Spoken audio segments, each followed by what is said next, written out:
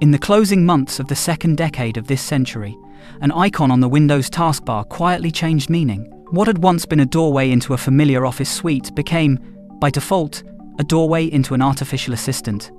Microsoft began rolling out the Microsoft 365 Copilot app as an automatic install on machines that already carried Word, Excel, and PowerPoint, turning generative AI from an optional experiment into a standard feature of white-collar computing in the United States.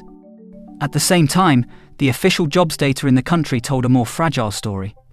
Unemployment in late 2025 sat in the low single digits, but at its highest level in several years, and revised figures showed that the economy had created far fewer jobs than first reported, especially in professional and business services.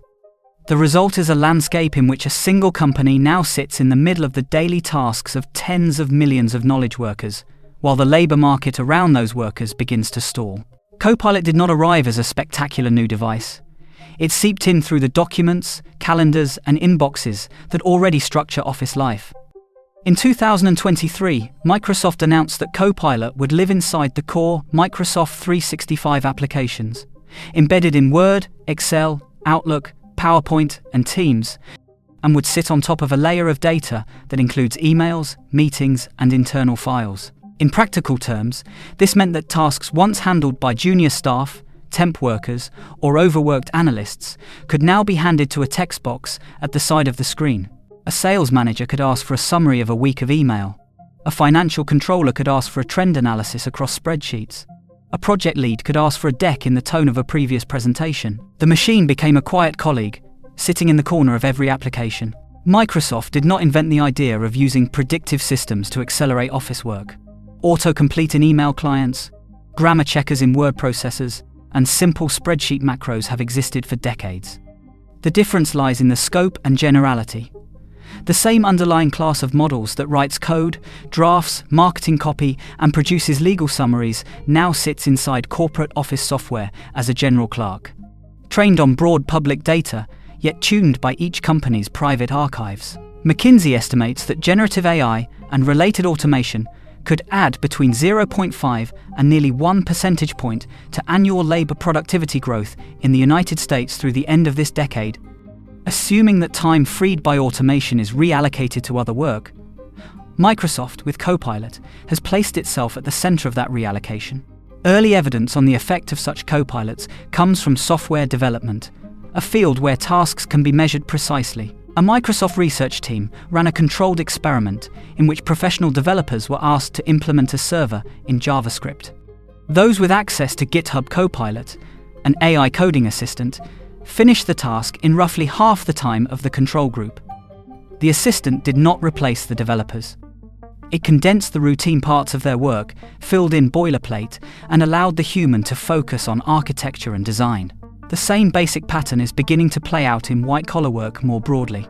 In Microsoft's own Work Trend Index, a substantial majority of surveyed knowledge workers reported that they already use some form of AI at work, and that the use roughly doubled within half a year, with many workers bringing their own tools into the office even before corporate policy caught up.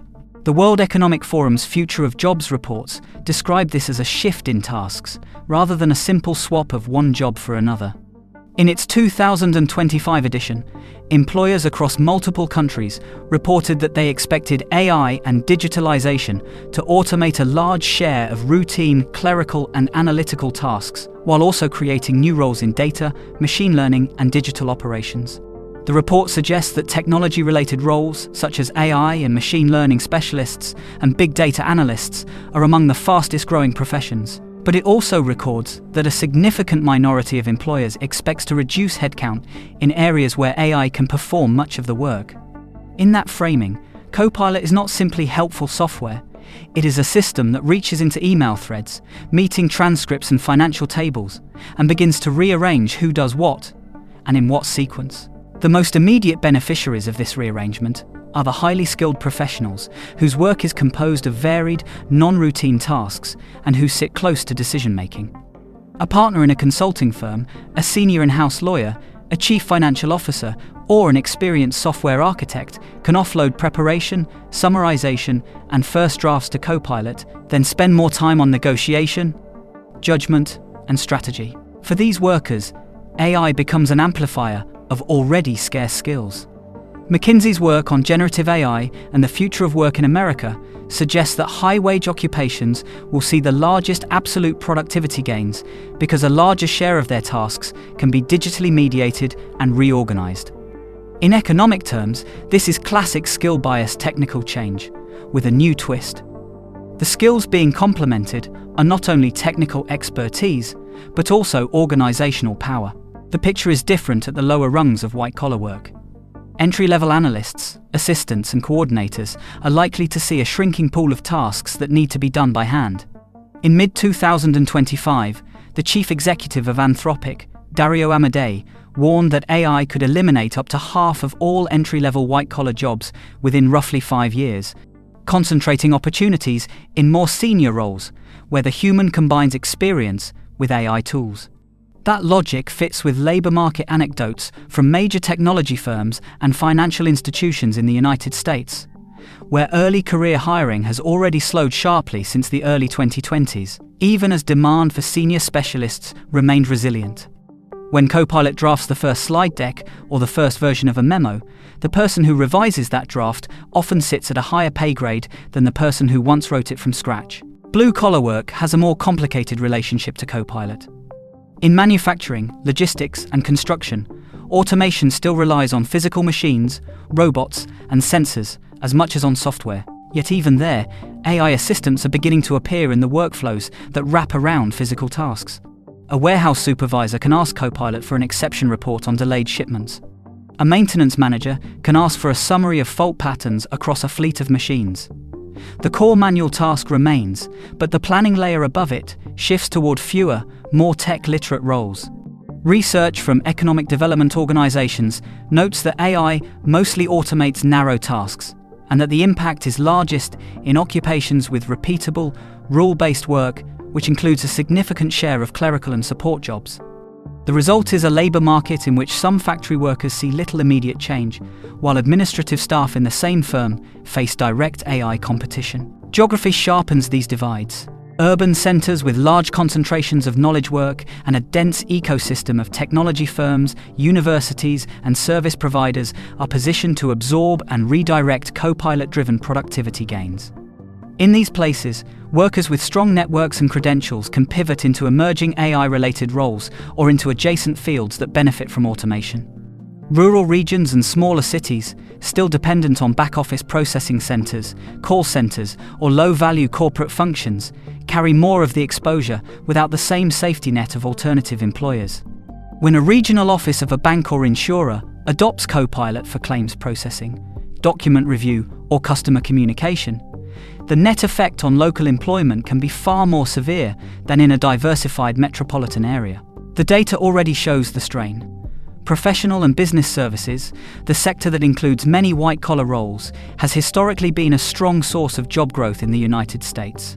Bureau of Labor Statistics data and later revisions indicate that, through early 2025, this sector underperformed earlier estimates, with job gains revised sharply downward as more complete information became available.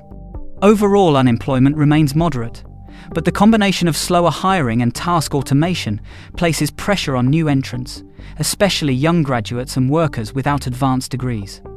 Wage growth, after an inflation spike earlier in the decade, has cooled. And in real terms, many mid-level office workers face stagnant or slightly declining purchasing power despite nominal salary increases. Education systems are only beginning to catch up to this change. For most of the 20th century, the standard advice in rich countries was to obtain a degree and enter a profession. That advice assumed that professional work would continue to expand, absorbing cohorts of graduates into roles that required symbolic reasoning, communication, and analysis. Now, the very tools that make those roles more productive make their entry-level functions less necessary. The World Economic Forum and multiple university-based centers for the future of work highlight a growing gap between curricula and the blended digital skills needed in an AI-mediated labor market. Courses that treat AI as a separate speciality risk underestimating the extent to which systems like Copilot are becoming part of the basic language of office work, comparable to spreadsheets or word processing in earlier decades. In the short term, corporations and governments are relying on training and reskilling programs as the main response. Microsoft promotes Copilot not only as a product, but as part of a wider AI skills agenda for employees, with partner playbooks and internal case studies on using AI to support well-being and productivity.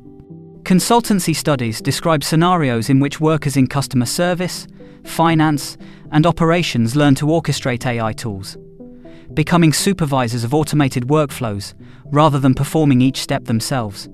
McKinsey's more optimistic projections suggest that, under conditions of active policy support and effective training, generative AI could permit enough productivity growth to offset the jobs it displaces, allowing total employment to continue rising while the composition of work changes. The human consequences, however, sit in the space between these projections and daily reality. Even where workers keep their jobs, the nature of those jobs shifts toward more oversight, more evaluation, and more constant interaction with algorithmic suggestions. Psychological research on workplace automation has long noted that losing control over pace and content of work can increase stress, even when tasks become technically easier. Early surveys around generative AI at work echo this pattern, with respondents reporting both relief at offloading drudgery and anxiety about surveillance, de-skilling, and long-term replaceability. Copilot reads emails, monitors calendars, and analyses documents to be helpful. At the same time, it renders more of the worker's activity legible to management systems and metrics, sharpening internal competition over promotion and retention. Over the next decade, the trajectory of Microsoft's AI empire will depend on forces beyond technology: regulatory scrutiny of data usage, antitrust concerns over the integration of AI into dominant office platforms, and debates over union representation for white-collar workers will all shape the pace and direction of adoption. Policy think tanks, from the OECD to American labor market institutes, already argue that AI's impact on inequality will be determined as much by bargaining power, tax systems and public investment as by model architectures. A tax regime that captures a share of AI-driven productivity gains for public training and income support leads to one set of outcomes. A regime that allows those gains to accumulate narrowly in corporate profits leads to another. What seems most likely, across scenarios, is that AI copilots will become a standard fixture of white-collar work. By the early 1930s, a large majority of routine cognitive tasks in American offices could be partially or fully automated, according to forecasts from management consultancies and investment banks. In that world, the boundary between a worker and Microsoft's software stack blurs further. The calendar, the inbox, the document and the spreadsheet become not only tools, but also interfaces through which the worker negotiates with an ever-present assistant. The story of Copilot and the United States labor market is therefore not a tale of sudden collapse or effortless abundance. It is a slow tightening of the link between corporate software and the structure of employment, a process in which one company's design choices shape the daily reality of millions of jobs. The technology offers genuine efficiency gains and new forms of knowledge work. It also tilts bargaining power toward those who own the infrastructure and those whose skills sit furthest from routine. Adaptation in this setting does not mean heroic reinvention. It means a steady, sometimes uncomfortable, adjustment of roles, institutions and expectations, as workers, firms and educators learn to treat AI not as an outside force, but as part of the ordinary texture of work.